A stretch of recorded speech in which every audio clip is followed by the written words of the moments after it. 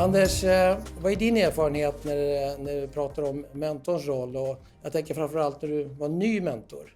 Första gången så var jag osäker på om har jag kunskap, har jag kompetens att klara av det här. Men ganska snart så upptäckte jag att det är inte så bara min erfarenhet som jag kan hjälpa till med att leda själva mentorsamtalet, utan det är också hur samtalet pågår så att säga under tiden som man sitter där i mötet.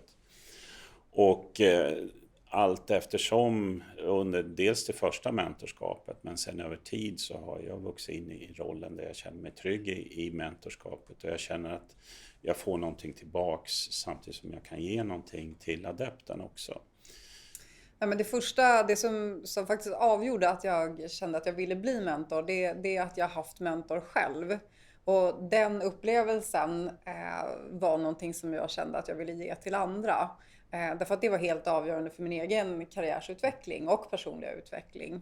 Men sen när man väl sitter där och ska vara mentor åt någon annan, så är det klart att det är ju en märklig känsla. Har jag förmågan? Har jag kunskapen? Hur ska det här gå till?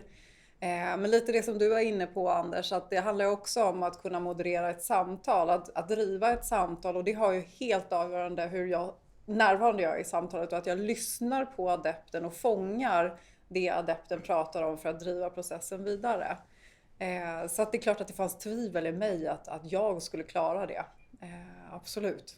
Jag tänker mig att som mentor leder man ändå mentormötena.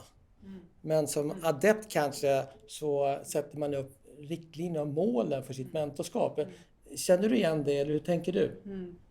Ja, det är ju en ömsesidig relation. Men så visst är man jämbördig, men man har olika roller. Och det är väl det som är viktigt att komma ihåg. Du kan ju vara yngre eller äldre, det spelar inte så stor roll. Utan i den här jämbördiga relationen så har ni olika roller. Mitt ansvar som mentor är att säkerställa att relationen utvecklas positivt, men det är också adeptens ansvar att säkerställa på samma sätt genom att på olika sätt feedbacka. Och jag tror att i början av relationen så behöver man prata om hur ska vi prata med varandra? Hur ska det gå till? Hur ofta ska vi prata? På vilka sätt ska vi prata? Är det okej om jag mejlar dig, om jag ringer dig och så vidare? Och det där ser ju olika ut för alla individer, för alla har olika behov.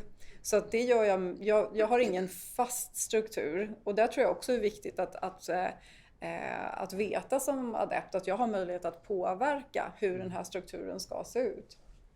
När du är mentor, vad hämtar du kraften och kunskapen från i ditt mentorskap?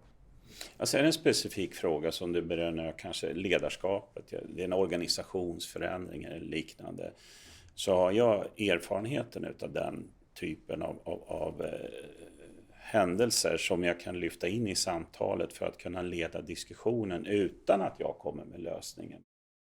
Vilka råd eller tips skulle du ge till en sån person som funderar på att bli mentor?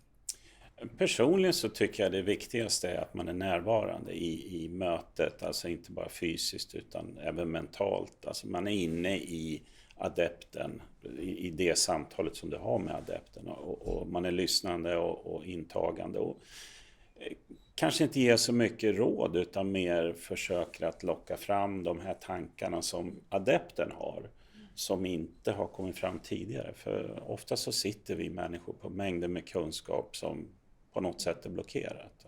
Ja, men det är det jag tycker mentorskapet går ut på. Därför att det är ju inte så att du ska konkret svara på frågor hur man gör i specifika situationer. Utan relationen utgår ifrån att adepten ska driva sin egen utveckling, men med stöd av mig som mentor.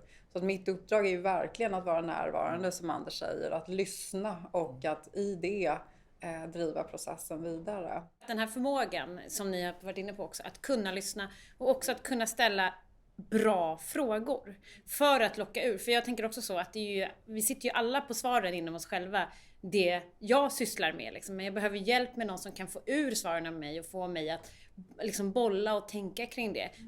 Jag tror att det är faktiskt en viktig roll som mentor, att man vill se andra människor lyckas. Jag tror det är en större tillfredsställelse ibland kanske än att man gör det själv som mentor. Ja, verkligen. Jag håller med om.